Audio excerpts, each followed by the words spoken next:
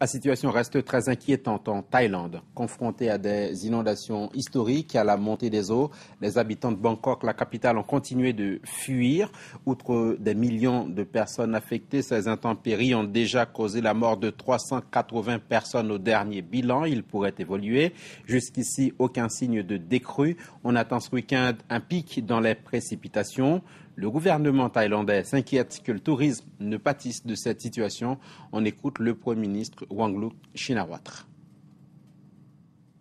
Bangkok est la dernière destination avant l'océan. C'est pour ça que l'eau est à son pic, à son pire niveau en ce moment. J'espère que la semaine prochaine, la situation va se stabiliser et qu'on connaîtra un retour à la normale. Nous allons prendre soin de tous les touristes qui sont arrivés en Thaïlande pendant les inondations. Donc s'il vous plaît, ayez confiance en notre pays. Dès que l'eau s'évacuera, nous retrouvons très vite notre Thaïlande, le pays du sourire. Et nous retrouvons à Bangkok Alexandre Rossignol, résident français de longue date. Merci d'accepter de répondre à nos questions. Alors pourquoi vous avez choisi, vous, de rester malgré les conseils, les recommandations des autorités? Alors tout d'abord, ma femme travaille encore, donc elle a besoin de se rendre à l'aéroport assez régulièrement. D'autre part, effectivement, où aller, puisque à l'heure actuelle, comme la plupart de la population de Bangkok a fui, les stations balnéaires de la côte sont complètement pleines. Beaucoup de personnes fuient, les hôtels sont bondés et ils sont devenus très chers aussi. Exactement. À l'heure actuelle, il doit rester à peu près 10% de la population de Bangkok encore dans la ville. D'habitude, il y a des embouteillages monstres. Actuellement, on circule sans aucun problème.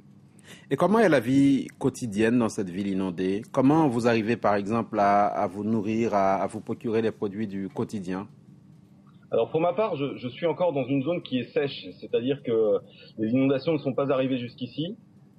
Les produits au quotidien arrivent au coup par coup. On n'a plus d'eau depuis environ une douzaine de jours, puisque au tout début des premiers communiqués du gouvernement, les gens se sont rués dans les magasins pour acheter toutes les denrées de première nécessité. À l'heure actuelle, on a encore de la viande, des légumes qui sont chers, mais il n'y a plus de riz, il n'y a plus d'eau, il n'y a plus de papier hygiénique. Il y a beaucoup de choses qui commencent à manquer. Et qu'en est-il du courant, par exemple? Alors l'électricité, comme vous pouvez le voir, je l'ai encore. L'Internet, c'est par moment, et il y a des moments où il coupe. Les communications téléphoniques, ça va. Mais dans la zone sèche, tout va bien. En revanche, on est comme sur une sorte d'île, puisque actuellement, étant donné que le gouvernement a fait diverger l'eau à l'est et à l'ouest de Bangkok, et au sud, c'est le golfe de Thaïlande.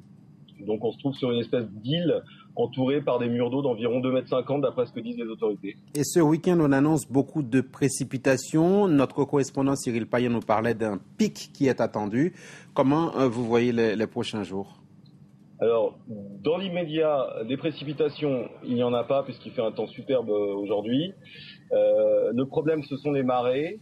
Alors, à court terme, il se pourrait qu'il y ait une montée des eaux effectivement un peu plus substantielle que celle qu'on a vue jusque-là, mais c'est très très lent. C'est un processus très lent. En revanche, dans la durée, et c'est là où ça risque de poser problème, c'est combien de temps ça peut durer. Le gouvernement commence à parler de disparition des eaux autour de mi-novembre. Donc après, il va falloir tenir jusque-là. Merci Alexandre Rossignol d'avoir accepté de répondre aux questions de France 24. Je rappelle que vous êtes résident français à Bangkok, résident de longue date. Une manifestation pour réclamer une protection internationale